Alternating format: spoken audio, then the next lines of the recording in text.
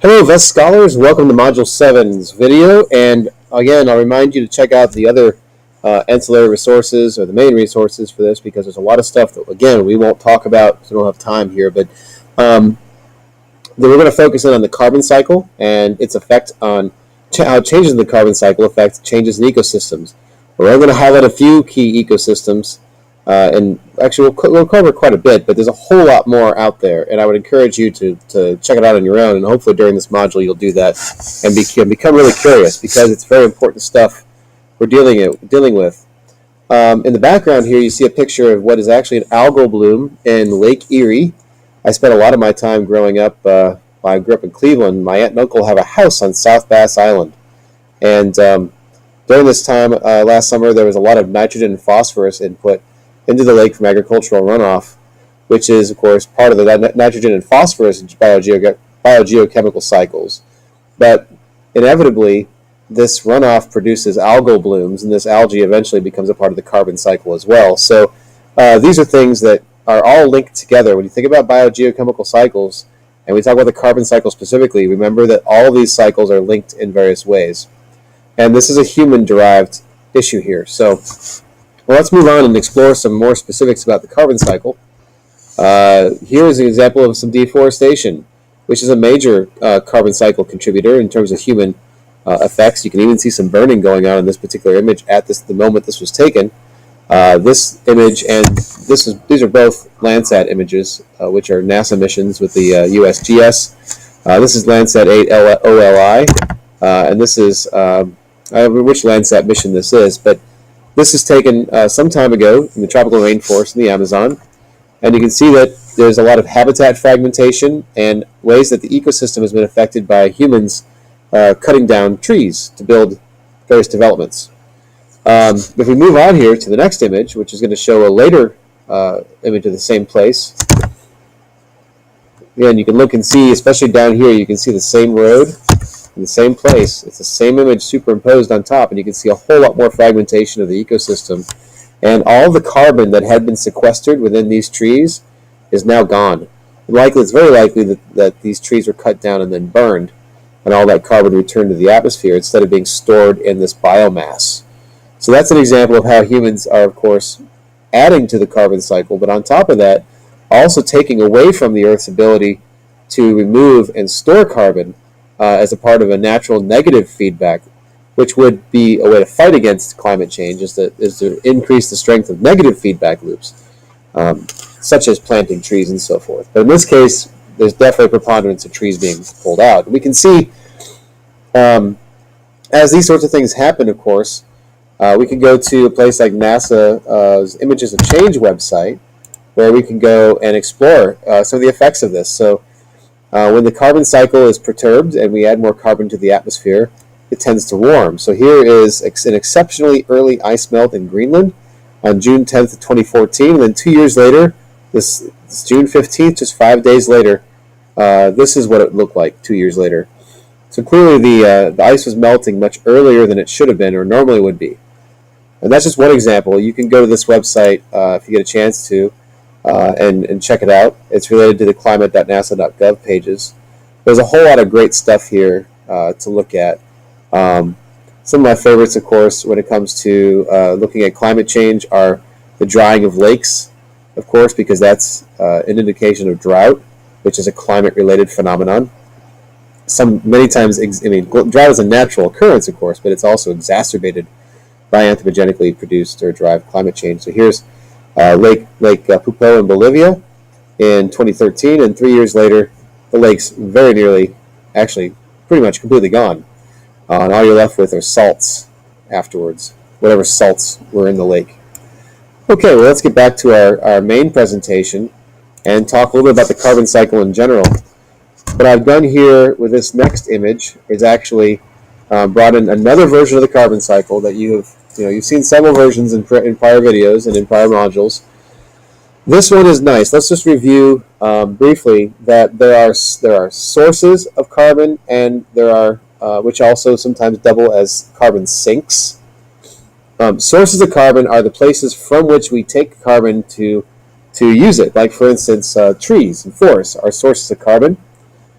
as are fossil fuels like coal, natural gas, and petroleum.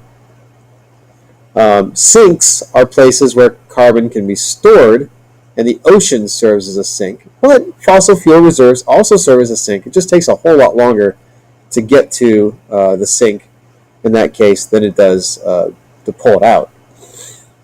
These red arrows are all fluxes of carbon with a value, and these values are indicating essentially there's a unit value to this, but putting that aside, you can see relative to one another that the various importance of these fluxes. So deforestation and land use change in this calculation, and this is not all the land use change, but is relatively small compared to the burning of fossil fuels. Plant respiration is obviously very dominant, as is soil respiration, and photosynthesis is a part of that, and photosynthesis is part of the uptake of carbon, so that's a negative feedback. So you're pulling carbon out of the system in that case, instead of putting it in, positive, a forcing or positive feedback, whichever one. But anyway, these are some important things. Now, this is our planet, of course, and you can see clearly that on this blue marble version of the Earth, taken by NASA images, of course, you can see some of the lungs of the Earth and the vegetation that's all so critical and important to the environment, providing the goods and the services that we need to survive. And not only us, but the rest of the biosphere needs to survive. This is taken during a time, of course, when most things are in bloom in terms of leaves and so forth. But it turns out that we have monitoring stations all over the place, all over the planet, measuring these greenhouse gases, and especially carbon dioxide and methane. There are, of course, other greenhouse gases like nitrous oxide and as well as HCFCs, but those two aside, this is a nitrogen cycle thing largely, but for the carbon cycle, we're focused primarily on carbon dioxide and methane. Methane being probably one of the most potent greenhouse gases. Water vapor is one as well. But you can see that, of course, we know that warming is occurring. We also know that CO2 is going up and methane is going up. And these both have natural fluxes that take them out of the atmosphere and put them in.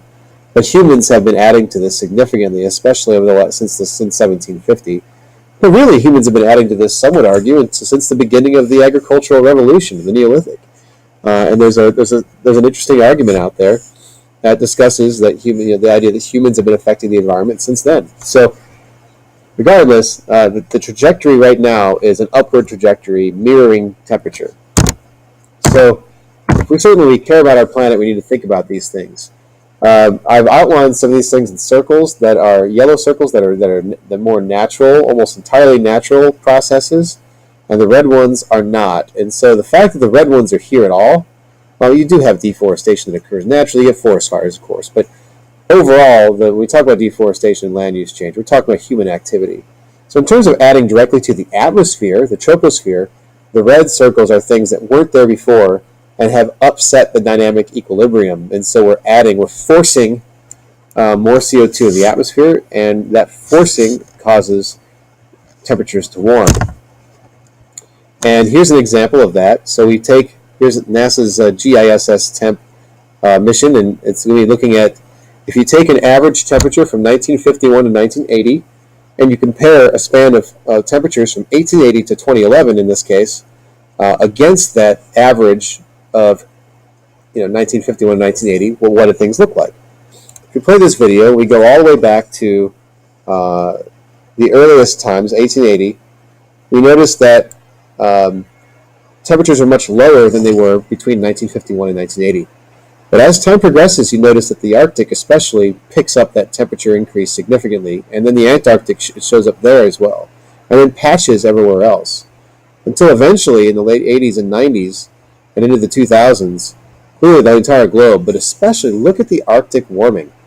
And that's what we're going to talk about next, because one of the significant effects of climate change is the warming of the Arctic. If I can have my technical stuff work here.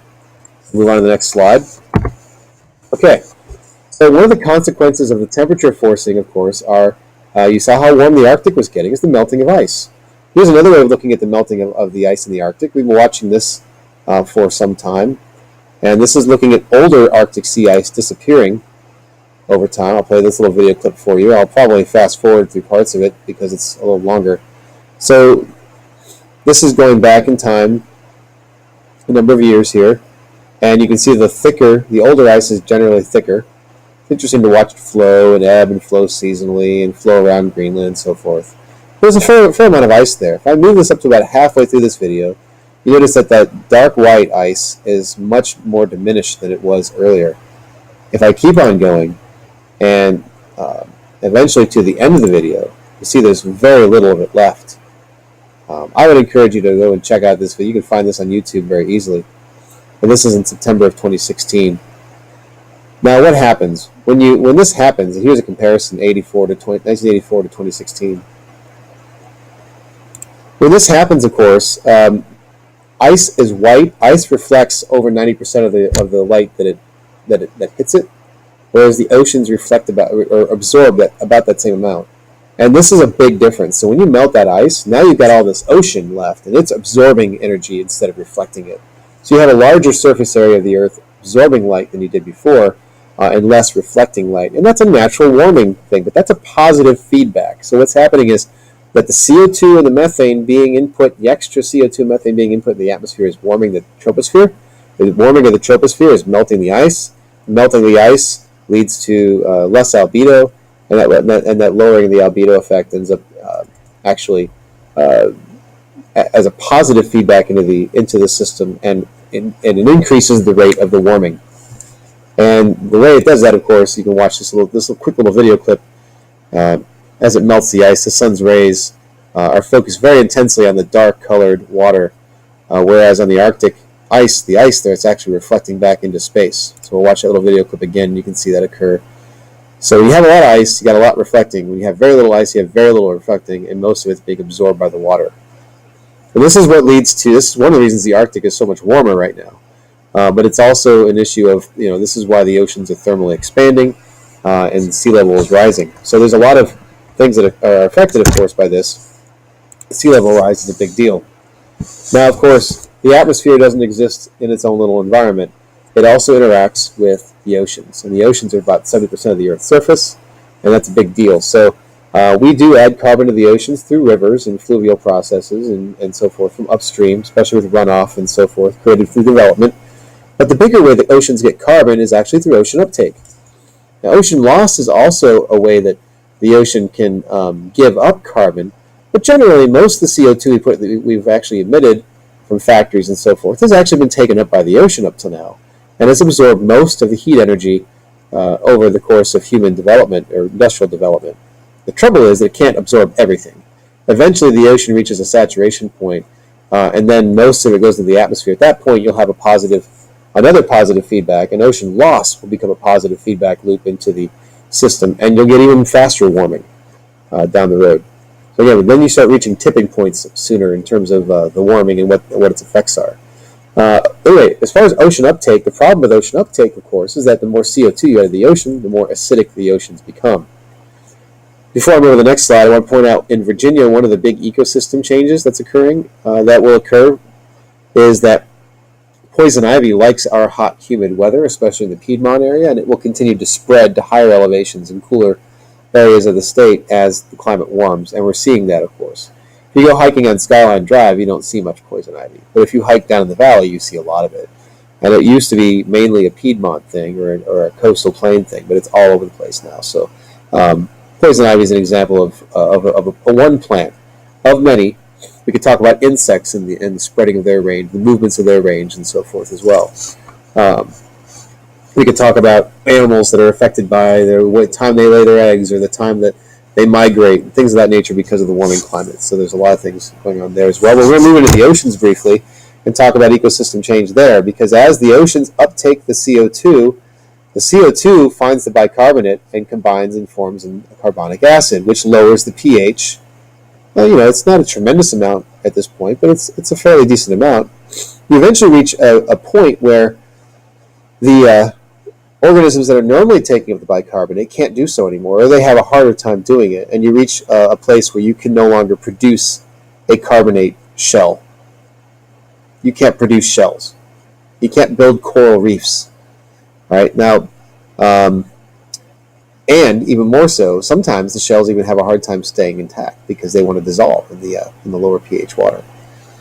So by putting CO2 into the ocean from our tailpipes and so forth, we actually end up acidifying the ocean and causing life to struggle. An example of that, of course, is the coral reefs. The coral reefs live symbiotically with a type of blue-green algae called zooxanthellae, which, being blue-green algae, they're photosynthetic, so they require light. They also require CO2, which is provided by the coral polyp, which respirates. And all of this, of course, means that they live symbiotically together. The coral provide what the zooxanthellae need, and the zooxanthellae provide what the coral need. But if you make the ocean too acidic, the zooxanthellae become stressed and release a toxin that actually causes the coral to spew them out or to release them. And once the coral release the algae, they've basically gotten rid of their food source. The problem is the tropics for having so much biodiversity in terms of the ocean and so forth are very nutrient poor. And so this relationship was developed as a way for the coral to survive there. And without the algae, they can't survive. And so you end up, here's an example of 9 months, in the course of probably 9 months, where you have a healthy reef, you have a bleaching event, and then by the time August of the next year rolls around, from starting in December, you've got dead coral. And when you have dead coral, the whole ecosystem falls apart. And so you no longer have, the fish that live there have a hard time finding their food. The detritus feeders have a hard time finding their food. And the fish have a hard time finding feeders to eat, the detrital feeders to eat. And the sharks have a hard time finding fish to eat. Pretty soon the whole food web's collapsed. Now, that's a big deal. And the collapse of the marine food web is largely a result of CO2 release. Now, moving on to the carbon cycle also has methane contributions. And I want to overlook those because those are pretty important, especially the anthropogenic aspects. There are natural methane sources, plant decay, methane hydrates, soil, methane transfer by soil and air. There's also biomass burning, which is semi-natural. I should have put a yellow circle around this as well. Fossil fuels produce methane, especially with natural gas, and natural gas production in the U.S. has really increased significantly with hydraulic fracturing technology, which is one of the reasons the coal industry is being put out of business, largely because of cheap natural gas. Landfills produce a lot of gas. A lot of intrepid areas are finding ways to capture that gas and to use it, but a lot of places don't. Like the county I live in just burns it off here in Virginia. And then, of course, rice paddies and things of that nature. But methanogenesis is bottom line what's going on here. And methane is produced by certain certain microbes that are largely just digesting stuff. And so within the guts of certain animals, especially not so much pigs are pictured here, but especially the ruminants like cattle and sheep, especially cattle, they produce a ton of methane. Most of it comes out of their mouths, actually, not their rear ends. But they are a significant contributor to global warming, which I know has been made fun of in some quarters, but it's true. So we look at some examples here. When you warm the temperature, you melt permafrost. When you melt permafrost releases methane, and that's a positive feedback back to the warming. It also causes these trees to become, or this forest to become what they call a drunken forest, which does affect ecosystem. Here again is a landfill. Of course, if the landfill didn't exist, these birds would have to find their food elsewhere, which would be a good thing. But this landfill is releasing methane because there is a lot of organic trash in that landfill, and it's going to decompose on some level. And sometimes people are trying to find intrepid ways of capturing some of these things. So I ran across this and just had to share. Check it out; it's a blog, but nevertheless, here's a person who has rigged up a way to capture methane from their dairy cattle. Dairy cattle produce more methane than beef cattle, but nevertheless, this methane release is a positive feedback into the warming, which ends up exacerbating the temperature increases. And of course, in Virginia, probably the single biggest result of climate change and carbon cycle perturbations is sea level rise, the thermal expansion of water, and the addition of water from the melting Arctic. So let's see what we have to say in terms of sea level rise through this video. Observe the Earth getting warmer and the sea level getting higher. So here we have the sea level, NASA observing the sea level going up. Water expands when it's heated, And Earth's ocean is taking in more than 90% of the heat from global warming. That's a lot. Water temperatures also cause a lot of the ice to melt, and it ends up in the ocean.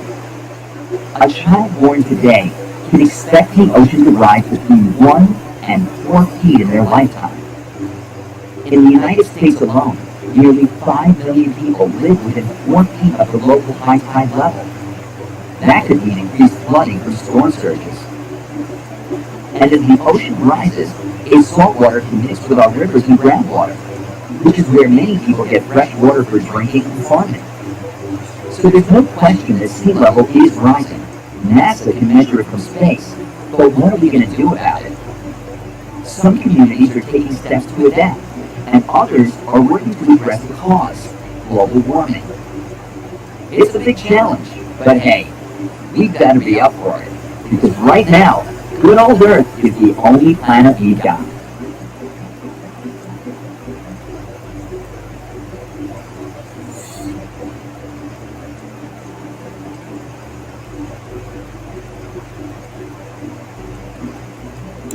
Yeah, great video.